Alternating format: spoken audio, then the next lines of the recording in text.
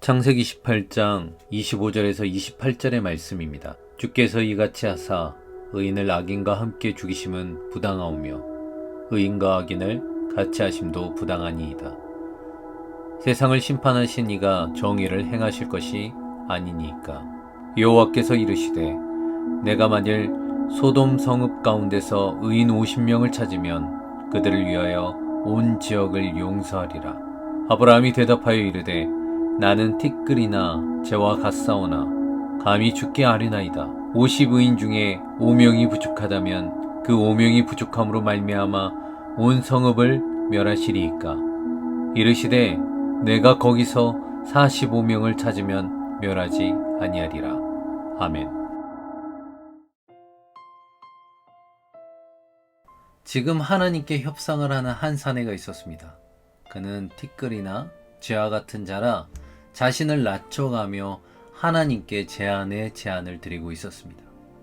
하지만 하나님께서는 그의 제안을 한 번도 거절하지 않으시고 그렇게 하라고 하셨습니다. 이 사내는 무슨 내용으로 이렇게 하나님께 간구하며 매달리는 것일까요? 그리고 그 이유는 무엇일까요? 바로 그 사내는 아브라함이며 그 간구의 제목은 자신의 조카가 살고 있는 곳에 대한 멸망을 막기 위한 간구였습니다. 아브라함은 살고 있던 땅에서 하나님의 명령을 받아 갈 바를 모르고 갈대아 우르를 나올 때에 이 조카 롯을 데리고 나왔고 그들은 동고동락하며 살아왔습니다. 하나님의 축복을 받고 그들의 각 소유의 재산이 커졌고 자신의 집안을 꾸려 나누어 가자고 하였을 때에 롯은 아브라함을 떠나 자신의 갈 길을 가게 되었습니다.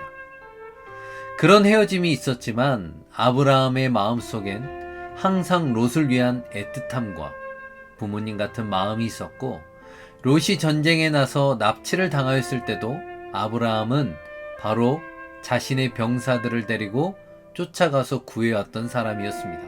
그런 그에게 하나님은 롯이 살고 있는 소돔과 고모라의 죄악을 심판하시겠다고 하셨을 때 아브라함의 마음속에는 자신의 조카 롯이 생각났을 것이고 얘가 끓는 심정으로 하나님께 창피를 무릅쓰고 스스로의 제안을 엎어가며 간청했던 것이었습니다.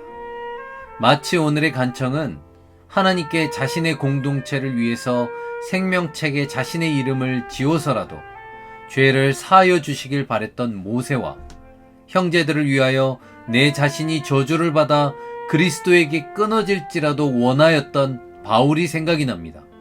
사랑하는 청년부 여러분, 우리에게 주시는 내 주변의 지체를 향한 하나님의 마음이 무엇입니까? 내가 비록 수치를 당할지라도, 내가 비록 그 영광스러운 생명책에 지어질지라도, 저주를 받을지라도, 나의 형제요, 나의 자매들을 위한 하나님의 주신 마음이 있으십니까? 나는 내 공동체를 향한, 내 주변 지체를 향한 하나님의 마음을 품고 있습니까? 바라기는 내 옆의 지체가 세상에서 죽어가는 저 자리에 있음을 기억하시고 먼저 하나님께 간구하며 다가가는 우리 청년부가 되시길 주님의 이름으로 소망합니다. 그것이 우리가 그리스도인으로 살아가는 방식이며 하나님께서 주시는 마음인 것입니다. 그것이 바로 우리를 이 세상으로 그리스도인으로 보내신 하나님의 마음일 것입니다. 하나님의 마음을 품는 청년부 되시길 주님의 이름으로 소망합니다. 기도하겠습니다. 하나님 아버지, 내 모든 삶이 주 닮길 원합니다. 하나님의 마음을 허락하여 주셔서 주님을 온전히 따르게 하시고 그 마음 가지고 내 주변의 지체들을 위한 마음과 기도가 끊어지지 않게 하시옵소서. 우리의 공동체를 위한 마음을 주심을 감사하며 주 예수 그리스도의 이름으로 기도합니다. 아멘.